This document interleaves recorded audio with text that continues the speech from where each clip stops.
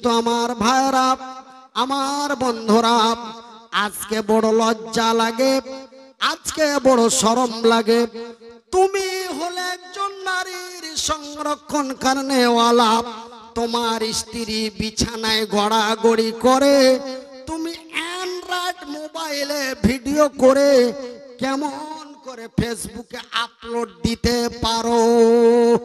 আর তোমার স্ত্রীর মুখ দিয়ে তুমি বলাও, প্লিজ বাংলার ভাইরা একটু আমার আইডিটা ফলো কমেন্ট করে দিবেন। কথাগুলোকে আমি বানানো বলি, একটু বলেন। কথাগুলোকে আমি বানানো বলি? বানানো কথা যদি একটা বলি, আপনাদের কাছে অনুরোধ করব, আমাকে বক্তব্য দেওয়া বন্ধ করে দিবেন। এটা আপনাদের কাছে আমার অনুরোধ। তুমি কেমন পুরুষ? আল্লাহ তোমাকে পুরুষ রূপে, পুরুষতা ক্ষমতা রূপে তৈরি করলেন, আর আপনি আপনার স্ত্রীকে ফেসবুকে ভিডিও করার পারমিশন দিচ্ছেন? আপনি কোন পুরুষ? পুরুষ নামে কাপুরুষ, পুরুষ নামে কাপুরুষ। আমার ভাইয়েরা, আমার বন্ধুরা, আমার মতো একজন নওজোয়ান তরুণ যুবক আল্লাহর নবীর কাছে চলে গেলেন। আল্লাহর নবীর কাছে যে বলেন, ইয়া রাসূলুল্লাহ, ইয়া হাবিবাল্লাহ, ওগো আল্লাহর নবী, ওগো দয়ার নবী, ওগো বিশ্বের নবী, হুজুর গো, আমার আল্লাহ এবং আমার রাসূল বলেছেন। ভাই, একটু আমার দিকে কথাগুলো খেয়াল করবেন। কেন আপনারা যদি এদিক ওদিক করেন, কথা বলেন, আল্লাহর কসম করে বলছি আমি কথা বলতে পারবো না। কেন আমার ডান দিকের দুটো তার ফল্ট হয়ে আছে এখন পর্যন্ত। প্রায় 30 থেকে 32 লাখ টাকা খরচ করা হয়ে গেল, তবু আমার এখনো দুটো তারের ফল্ট জয়েন্ট হয়নি। এখনো ওষুধ রানিং আছে, ওষুধ চলছে। কিন্তু এই মাদ্রাসার কর্তৃপক্ষ অত্যন্ত বিনয়ের সাথে আমাকে প্রায় 3 মাস আগে বললেন, হুজুর আসেন। আমি বললাম, ভাই আমার আলোচনা ঠিকঠাক হয় না, আওয়াজ ঠিক নাই। বলছে আপনি যেমন পারবেন তেমন বলবেন, যতটুকুন পারবেন ততটুকুন বলবেন। তাই আমি আপনাদের অনুরোধে, আপনাদের সেবায়, আপনাদের মহব্বতে সেই মালদা ডিস্ট্রিক্টের হরিশ্চন্দ্রপুর থানা থেকে ছুটে এসেছি মুর্শিদাবাদ জেলার ডোমকল থানায়। প্রায় 350-400 কিলোমিটার রাস্তা অতিক্রম করে এসেছি দুটো কথা বলার জন্য। তাই আপনারা একটু, আপনাদেরকে আমি বুঝাতে চাই যে আমরা নারীর পুরুষ।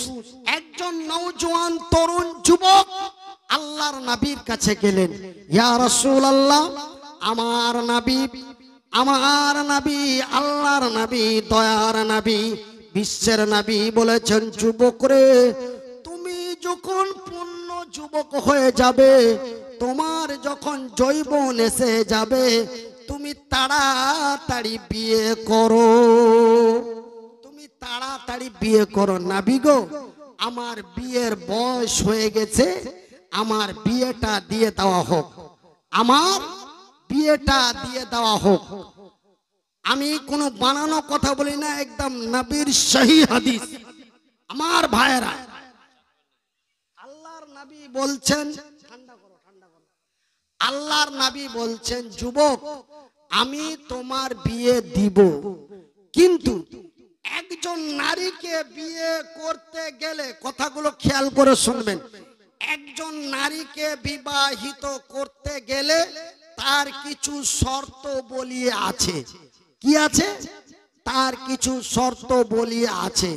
সেই শর্ত বলিগুলো যদি তুমি মান্য করতে পারো, মেনে চলতে পারো, তবে তোমার বিয়ে দেওয়া হবে। আল্লাহর নবী একটা একটা করে বললেন।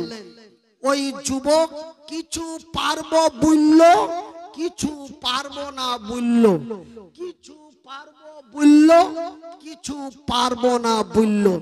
আল্লাহর নবী বললেন, যুবক আমি তোমার বিয়ে দিতে পারলাম না, এমন কি আমি তোমাকে বিয়ে করার পারমিশন দিতে পারলাম না। আমি তোর বিয়ে দিতে পারলাম না এবং তোকে বিয়ে করার পারমিশন দিতে পারলাম না। কেন? যে তোর পুরুষগতা ক্ষমতা নাই, তোর পুরুষগতা ক্ষমতা নাই। কেন? তুই তোর বইয়ের ফেসবুক চালানো ভিডিওর পয়সা ইনকাম করে তোর পরিবার চলে, সেহেতু তোর পুরুষগতা ক্ষমতা নাই। আমি নবী তোর বিয়ে দিতে পারলাম না, এমনকি তোরকে বিয়ে করার পারমিশন দিতে পারলাম না। এবার যুবক মাথাটা চুলকাতে চুলকাতে নিচের দিকে মুখ করে নবীর কাছ থেকে ফিরে যাচ্ছেন। আল্লাহ আল্লাহ তার রাসূল বলেছেন, তুমি যখন পূর্ণ যুবক হয়ে যাবে তখন তুমি বিবাহ করো। কিন্তু আমি নবীর কাছে গেলাম, আমার নবী আমার বিয়ে দিয়ে দিলেন না, এমন কি নবী আমাকে বিয়ে করার পারমিশন দিলেন না। এখন আমি কেমন করে আমার যৌবন কাটাই? এই চিন্তায় চিন্তিত হয়ে যুবক আস্তে আস্তে বাড়ির দিকে যায়। কিছুক্ষণ যাওয়ার পরে পুনরায় ফিরে এসে বলেন, ইয়া রাসূলুল্লাহ, আমার নবী বিয়ে দিয়ে দিলেন না, এমন কি আমার নবী বিয়ে করার পারমিশনও দিলেন না। কিন্তু নবী গো, আপনি যে আমার বিয়ের পারমিশন দিলেন না, কিন্তু আমার তো রাত্রে ঘুম আসে না, আমার রাত্রে ঘুম আসে না। আল্লাহর নবী, দয়ার নবী, বিশ্বের নবী, নবী মুহাম্মদুর রাসূলুল্লাহ বলুন সাল্লাল্লাহু আলাইহি ওয়াসাল্লাম, আমার দয়ার নবী, বিশ্বের নবী তার পবিত্র নুরানি মুখ দিয়ে বললেন, যুবক রে, তোমাকে যদি ঘুম না আসে, তোমার যদি ঘুম না হয়, তবে আমি নবী তোকে বিয়ের পারমিশন দিতে পারলাম না, কিন্তু তুমি রোজা রেখো। তুমি কি করো?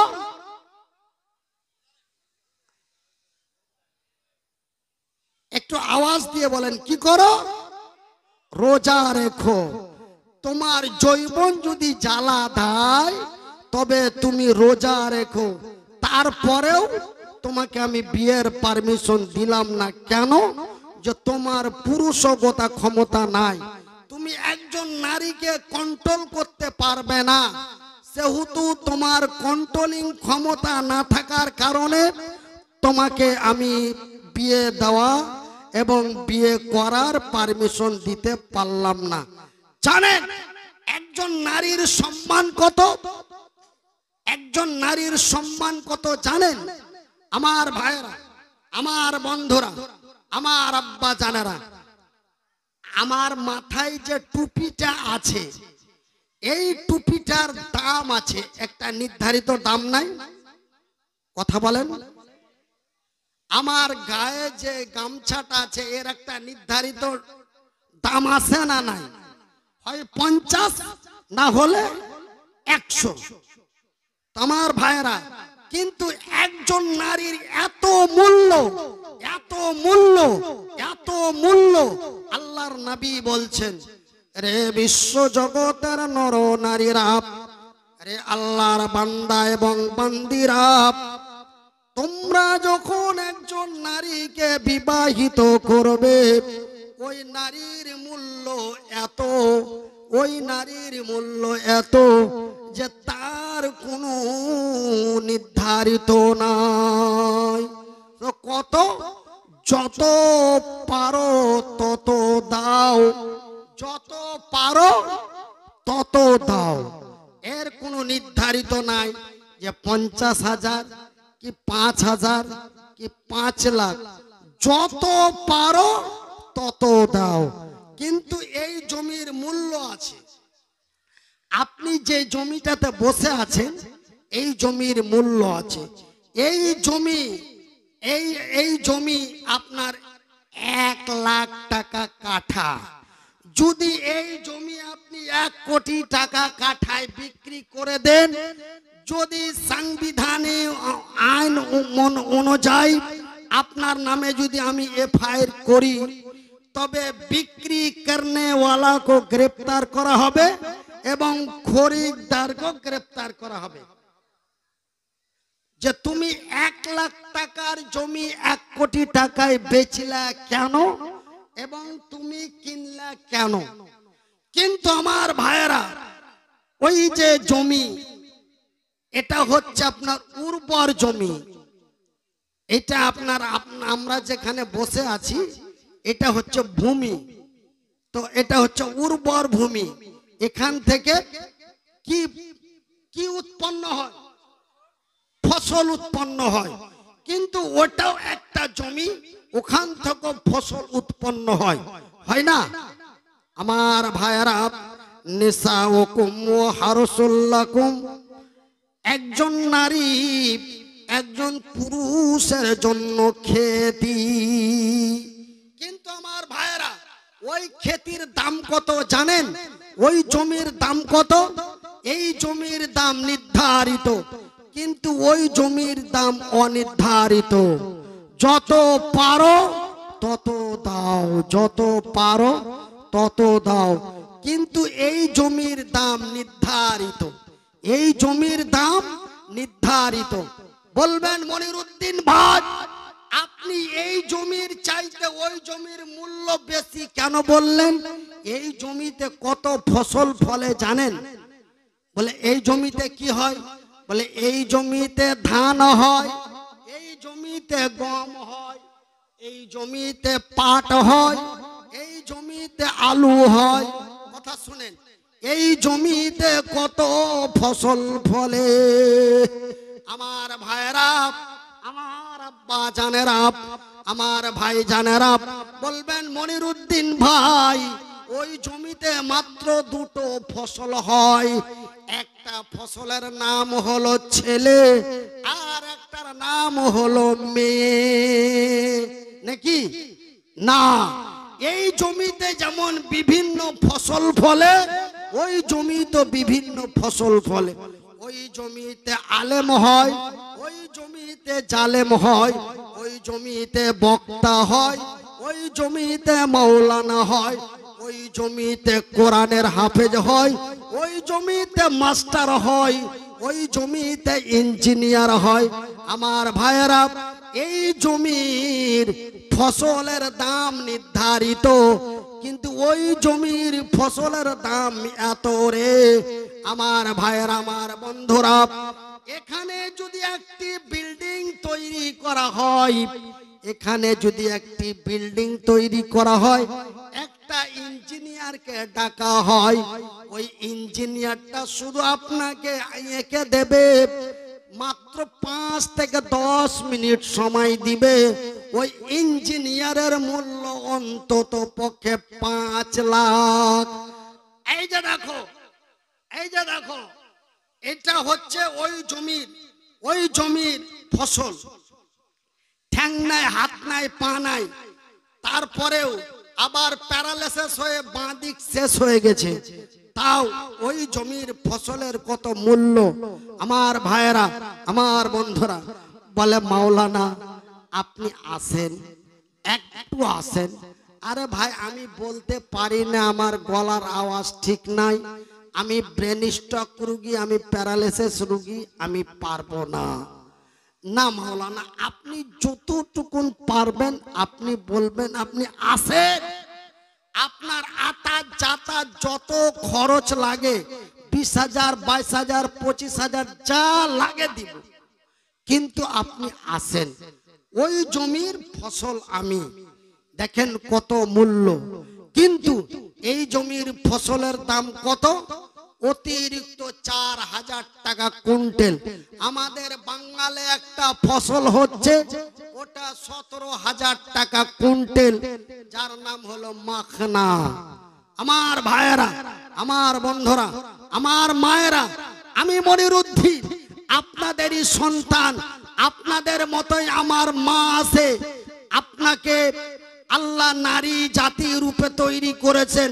আপনি ঘরের রানী, ঘরে থাকবেন, কিন্তু আপনি বেহায়া বেপর্দা লজ্জা হয়ে আপনি ফেসবুকে অনলাইনের সামনে এসে আপনি বিছানায় গড়াগড়ি করছেন। এই ভিডিও করে অনলাইনে দিয়ে দেওয়া হচ্ছে। আপনার বাপ, আপনার মা, আপনার যুবক সন্তান ঘরে বসে বসে আপনার ভিডিও দেখছে। এই পাপের ভাগীদারি আপনাকে হতে হবে, জানেন। আমি মনিরুদ্দিন বলছি, কথাগুলি যদিও শুনে খারাপ লাগে, কথাগুলো একটু নিজের বিবেক দিয়ে বিবেচনা করে দেখবেন।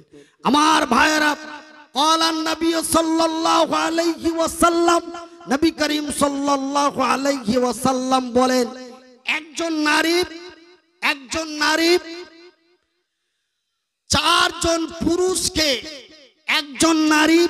চারজন পুরুষকে জাহান্নামে নিয়ে যেতে পারে।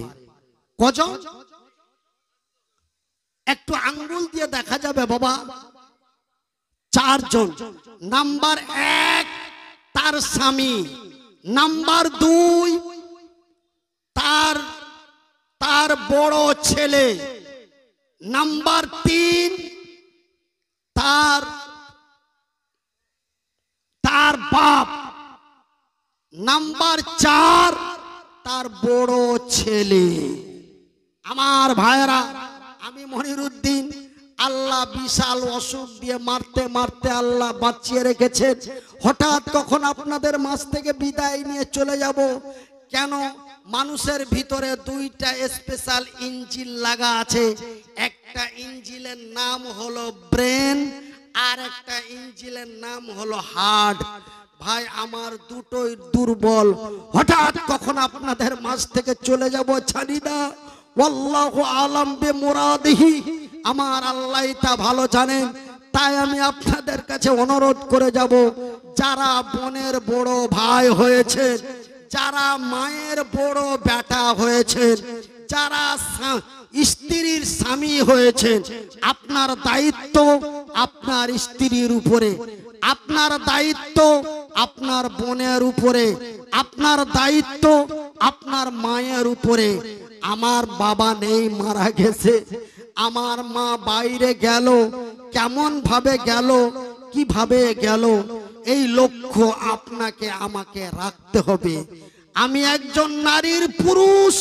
আমার স্ত্রী বেলডাঙ্গা গেল, আমার স্ত্রী দমকল গেল, কেন গেল, কিসের জন্য গেল, কিভাবে গেল, এই খেয়াল আপনাকে আমাকে রাখতে হবে। আল হাদিস। আমার ভাইয়েরা, আমার বন্ধুরা, আমার আব্বা জানারা, আল্লাহর নবীকে কথাটা শুনলেন খুব খেয়াল করে। যদিও আমি সুর কণ্ঠ দিয়ে আপনাদের মন মাতানো করে বলতে নাও পারি, তবু আমার কথাটা লক্ষ্য রাখবেন। আল্লাহর নবীকে জিব্রাইল জান্নাত দেখাতে নিয়ে গেলেন। কোথায় নিয়ে গেলেন? একটু আমার সাথে কথা বলার চেষ্টা করুন। কোথায় নিয়ে গেলেন?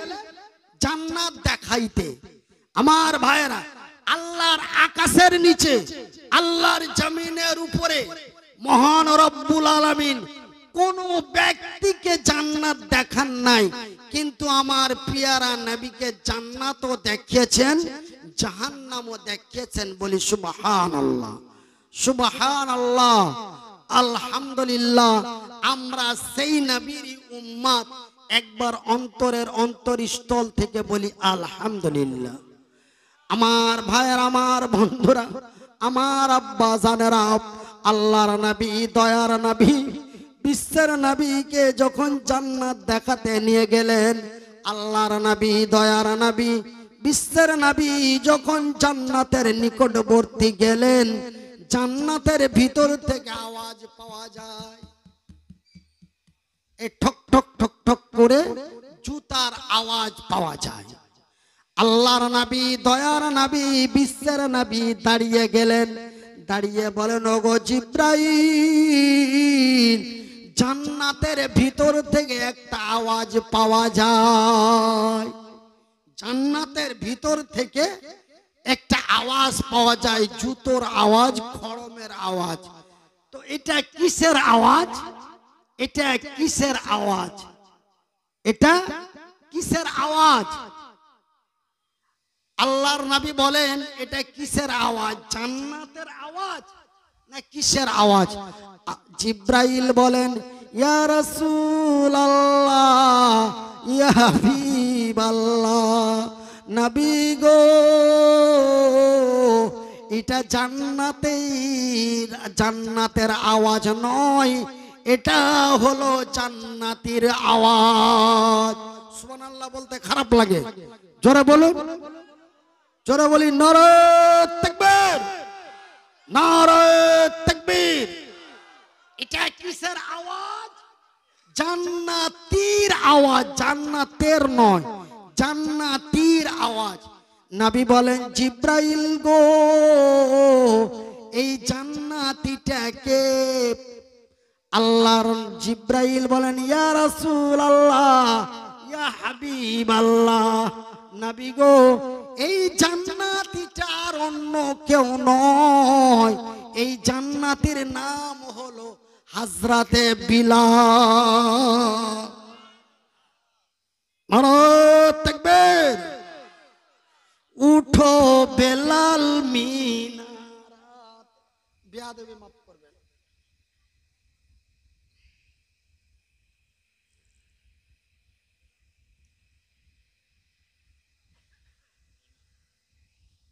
উঠো বেলাল মিনারাতে, সময় বইয়া যায়, আজান দাও গো মধুর সুরে, শুনবের মনে চায়। বেলাল যখন আজান দিলে, কলিজা মোর আগুন জ্বলে, আমার আজান কে শুনিবে, নবী নাই ধরাই গো, নবী নাই এই ধরাই। জোরে বলি লা ইলাহা ইল্লাল্লাহ, লা ইলাহা ইল্লাল্লাহ, লা ইলাহা ইল্লাল্লাহ। একদিন মাটির ভিতরে হবে ঘর, রে মন আমার কেন বান্ধ ওই দালান ঘর। আমার ভাইয়েরা, আমার আব্বা জানেরা, আমার সোনার চান টুকরারা, আমার পর্দানাসীন মায়েরা, আমি মনিরুদ্দিন যখন সুস্থ ছিলাম, এই মুর্শিদাবাদের আমি একজন জনপ্রিয় বক্তা ছিলাম। মুর্শিদাবাদের এমন কোনো থানার, এমন কোনো গ্রামে আমার ওয়াজ করতে বাকি ছিল না। কিন্তু আল্লাহর কারিশমা, নিশ্চয় আল্লাহ আমাকে ভালোবাসেন, যে আল্লাহ এমনই অসহায় প্রতিবন্ধী হওয়ার পরেও আল্লাহ আমার একটা হাত এবং একটা পাকে প্যারালাইসিস দিয়ে নষ্ট করে দিল। আমি এখন একটা বাচ্চা ছেলের মতো যেখানেই যাই স্ত্রীটাকে সাথে করে নিয়ে বেড়াতে হয়। কেন? আমার ইজ্জত আমার স্ত্রী ছাড়া অন্য কারোর জন্য দেখা ছোঁয়া হালাল নয়, অন্য কোনো পুরুষের জন্য দেখা ছোঁয়া হালাল নয়। এই জন্য আমার স্ত্রী আমাকে একা ছাড়তে পারে না, আমিও আমার স্ত্রীকে ছাড়া আমিও আর কোনো প্রোগ্রামে যেতে পারি না। কেন? আমি এখন একটা বাচ্চা ছেলের মতো। কেন? আমাকে খাওয়া থেকে নিয়ে পেশাব পায়খানা এভরিথিং এ টু জেড, বাংলায় বলে সমস্ত, আমার স্ত্রীকে আমাকে 3 বছর থেকে আমাকে লালন পালন করতে হচ্ছে।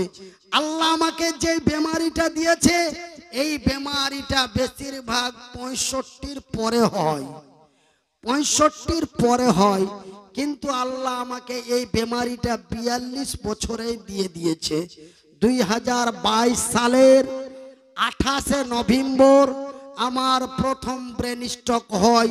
বাংলাদেশ থেকে জালসা করে ইন্ডিয়াতে আসলাম, দক্ষিণ 24 পরগনায় জালসা করে মেদিনীপুর যাচ্ছিলাম, গাড়ির ভিতরে অজ্ঞান হয়ে গেলাম। সঙ্গে সঙ্গে দক্ষিণ 24 পরগনার চটা থানার লোকেরা, আল্লাহ তাদের জান্নাতবাসী করুক, জোরে বলি আমিন। দক্ষিণ 24 পরগনা চটা থানার লোকেরা সাথে সাথে গাড়ি রিজার্ভ করে সেই মন্ত্রীদের সাথে আলোচনা করে, ভাইপোর সাথে আলোচনা করে আমাকে সাথে সাথে ভর্তি করে দেওয়া হলো কলকাতা পিজিতে।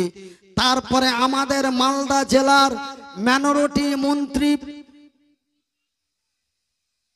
জনাব তজিমুল সাহেব, তিনি মমতার সাথে কথা বললেন এবং ভাইপোর সাথে কথা বলে আমাকে স্পেশাল কোটাতে অক্সিজেন দ্বারায় আমাকে 12 দিন অজ্ঞান অবস্থায় রাখা হলো।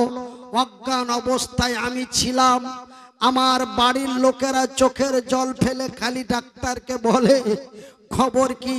ডাক্তার বলে বাঁচবে না, বাঁচানো সম্ভব হচ্ছে না।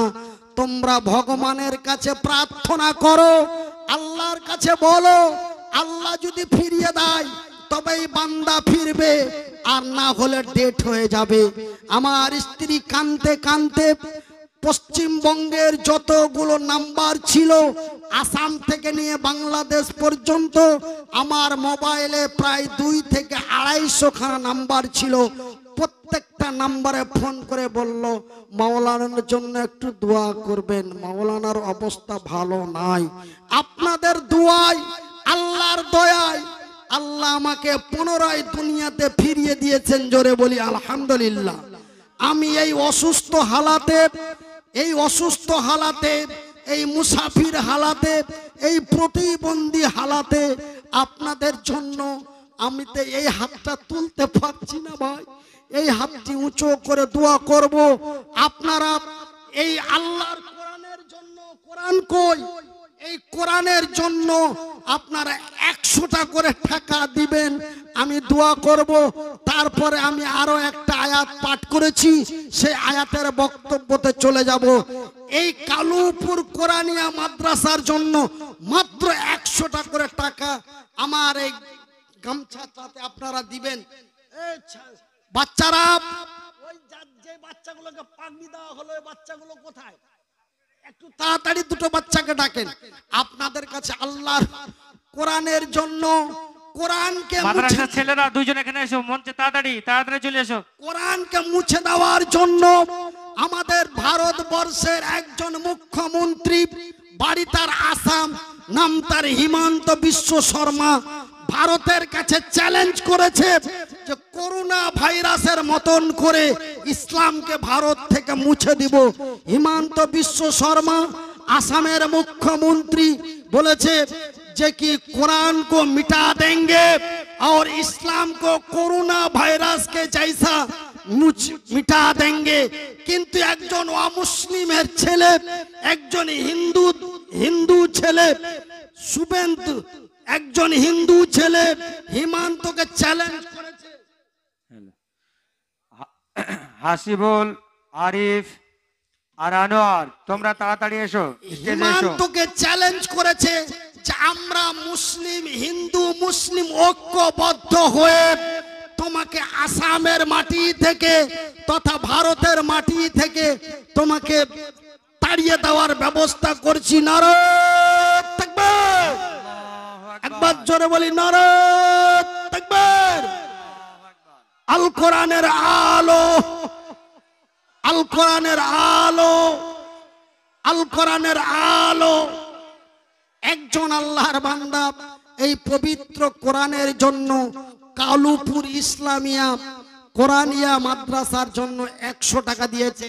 আমার গলার গামছাটা আমি দিয়ে পাঠিয়েছি আপনাদের মাঝে। আয় বাবু আয়, এখানে আয়, এখানে দুইজন ধরো, দুইজন। এই যে 2টা কোরআনের পাখি আপনাদের মাঝে পাঠাচ্ছি। আমার মা বোনেরা সকলেই মিলে 100টা করে টাকা আপনাদের কাছে আমি আবদার করেছি। 1000 টাকা চাই নাই, 5000 টাকা চাই নাই। আমার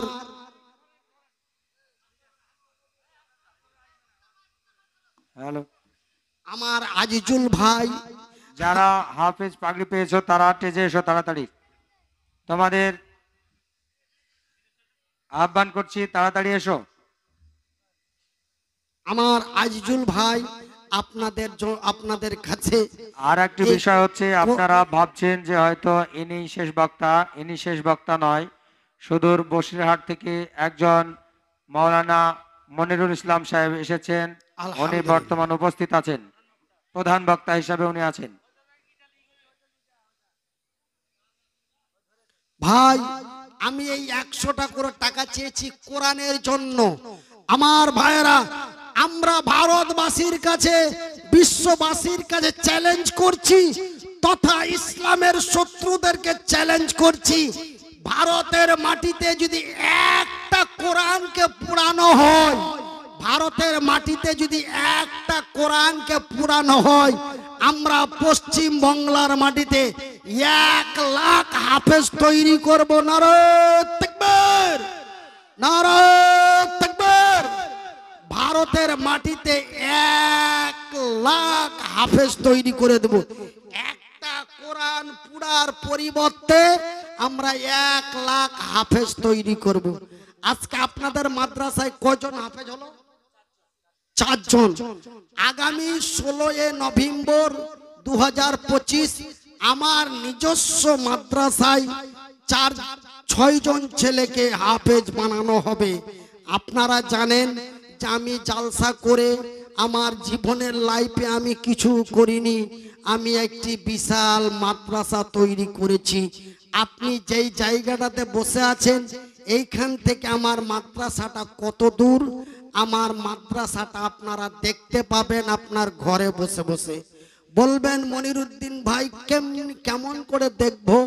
আপনার অ্যান্ড্রয়েড মোবাইল যদি থাকে, আপনি গুগলে বা ইউটিউবে যান, যে লেখেন MMHATV, MMHATV, এই চ্যানেলটি আপনারা আমার স্বার্থে বা আমার মাদ্রাসার স্বার্থে আমার এই চ্যানেলটি আপনারা সাবস্ক্রাইব করবেন। প্রায় 550-র মতো ভিডিও আপলোড দেওয়া আছে, প্রায় 550-র মতো ভিডিও আপলোড দেওয়া আছে। আমার বাড়ি, আমার মাদ্রাসা, আমার ওয়াজ নসিহত সব কিছু আমার এই চ্যানেলটাতে দেখতে পাবেন। আমাদের নিজেদের ক্যামেরায় ধারণ করা ভিডিও আপনি দেখতে পাবেন। ওই যে ক্যামেরাটা লাগাচ্ছিল ওটা আমার ছেলে, একটাই আমার ছেলে, একজনই সন্তান। আমার ছেলেটা ইংলিশ মিডিয়ামে 5 ক্লাসে পড়ে। আপনারা দোয়া করবেন যেন আল্লাহ আমার জায়গাটা তাকে দেয়। যেমন বাংলাদেশের আব্দুর রাজ্জাক বিন ইউসুফ, ওনার ছেলে যেমন আব্দুল্লাহ, আজকে ভারত বাংলাদেশ বিখ্যাত। আমার ছেলেকে যেন আল্লাহ ইংলিশ স্কলার, ইংলিশ বক্তা বানিয়ে দেয়, আমার মতো যেন সুপরিচিত একজন ব্যক্তি হয়। আপনারা আমার ছেলের জন্য এবং বিশেষ করে আমার জন্য দোয়া করবেন। আমি আপনাদের কাছে চাই না টাকা, চাই না সম্পদ, চাই না গাড়ি, চাই না বাড়ি। আপনাদের কাছে শুধু চাই, আল্লাহ তুমি আমাকে বলা এবং চলার শক্তি দাও। আমি আগে এই জায়গা থেকে নেমে হেঁটে চলে যেতাম, হেঁটে 2 তলায় যেতাম, বাথরুমে যেতাম, পায়খানাতে যেতাম। কিন্তু এমন করে দিয়েছে ভাই, বলার কোনো রাস্তা নাই। যদি পায়খানা পেশাব লেগে যায়, যদি আমার স্ত্রী বা আমার ভাগনা বা আমার সন্তান, মেয়ে, ছেলে মেয়েরা যদি না নিয়ে যায়, আমার নোংরা কাপড়ে আমাকে পায়খানা পেশাব হালাতে থাকতে হবে। এই কষ্ট 3 বছর থেকে কাটছি। আজকে আপনাদের কাছে আমার অনুরোধ, যারা আমার বাবার মতো বয়সের বাবা, যারা তাহাজ্জুদের নামাজ পড়েন, রমজান মাসের রোজা ছাড়েন না, যারা আমার জনম দুঃখী মায়ের মতো মা, আপনারা একটু 2 হাত তুলে আমার জন্য দোয়া করবেন। আল্লাহ তুমি লোকটাকে বলা এবং চলার শক্তি দাও, আর কিচ্ছু চাই না। আল্লাহ তুমি তাকে বলা এবং চলার শক্তি দাও, বলা এবং চলার শক্তি দাও। আমি যে অক্ষম এই জিনিসটা আমি 42 বছর বয়স পর্যন্ত বুঝতে পারিনি।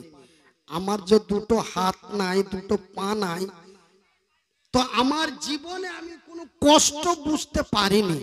কেন? আমি আপনাদের মতোই নিজেকে অনুভব করতাম। কিন্তু 3 বছর থেকে অক্ষম কাকে বলে বুঝতে পেরেছি, অসহায় কাকে বলে বুঝতে পেরেছি, প্রতিবন্ধী কাকে বলে বুঝতে পেরেছি, নেংড়া লুলা কাকে বলে বুঝতে পেরেছি। কিন্তু 42 বছর বয়স পর্যন্ত অক্ষম কারে বলে, অসহায় কারে বলে আমি বুঝতে পারিনি বাবা। তাই যিনারা তাহাজ্জুদের নামাজ পড়ছেন আমার জন্য একটু খাস করে দোয়া করবেন, যেন ওষুধের ওসিলায় আপনাদের দুয়ার মারফতে, আপনাদের দুয়ার ওসিলায় যেমন আল্লাহ আমাকে বাঁচিয়ে দিয়েছে, আমি বেঁচে গেছি, ঠিক আপনাদের দোয়ায় যেন আল্লাহ আমাকে সুস্থতা কামনা করি। আপনারা আমার জন্য দোয়া করবেন। আপনাদের দমকল থানা এলাকায় আমার এখনো প্রায় 14টার মতো জালসা নিয়েছে। এই কালুপুর আলা যেমন নিয়েছে, ঠিক আপনাদের দমকল থানার আরো বিভিন্ন জায়গায় আমার জালসার ডেট নেওয়া আছে। আপনার নভেম্বর, ডিসেম্বর প্রতি মাসে 1-2টা করে জালসা আপনাদের দমকল থানায় আছে। আপনারা দোয়া করবেন যেন প্রতিটা মাঝে, প্রতিটা প্রোগ্রামে পৌঁছাতে পারি আর আপনাদের সামনে কিছু কথা আলোচনা করতে পারি, এইটাই আমার আবেদন। আর আপনাদের কাছে আমি 100টা করে টাকা চেয়েছিলাম, আমার এই গামছাটা আপনাদের কাছে পাঠিয়েছিলাম, গামছা ফিরে চলে এসেছে নাকি? তো যাই হোক ভাই, তো আমার মা বোনেরা কি 100 টাকা করে দিয়েছে? আপনারা কি বুঝতে ভুল করেছেন যে মনিরউদ্দিন ভাই নিজের জন্য 100 টাকা করে চেয়েছে, এরকম অনুভব করেছেন নাকি? না ভাই, আল্লাহর কসম করে বলছি, গভীর রাত্রে আমার জন্য চাইনি, আমি কোরআনের জন্য, আপনাদের কালুপুর মাদ্রাসার জন্য, কোরআনের জন্য এবং কালুপুর হাফেজিয়া মাদ্রাসার জন্য আপনাদের কাছে 100টা করে টাকা চেয়েছি। আবার আপনাদের কাছে আমি বেহায়া নির্লজ্জা হয়ে নবীর মাদ্রাসার জন্য, কোরআনের জন্য আমার মায়েদের কাছে আমার গামছাটা পুনরায় পাঠাচ্ছি। আমার মায়েরা 100টা করে টাকা আপনারা দিবেন। আমার ভাইয়েরা বাবারা দিয়েছেন অনেকেই, আপনারা গেছে। তবে ওই গামছাটা আমার মায়েদের কাছে যিনারা কালেকশন করছেন, আমার মা বোনদের দানটা